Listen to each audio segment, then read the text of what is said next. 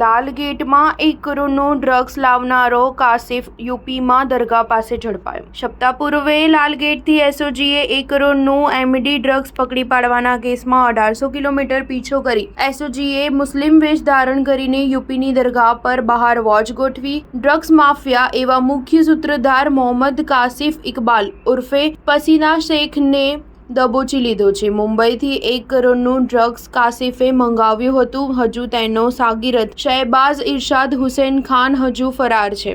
કાસિફ મુંબઈના સાયન અને નાલાસોપારાથી એમડી માણસો મારફતે મંગાવતો હતો। પોલીસથી બચવા કાસિફ મુંબઈથી યુપી ભાગી ગયો હતો। રસુલાબાદમાં રોકાયો પછી ઉન્નાવ બારાબાંકીમાં દેવા શરીફની દરગાહ ગયો હતો। આથી એસઓજીએ મુસ્લિમ વેશ ધારણ કરી વોચમાં ગોઠવી હતી।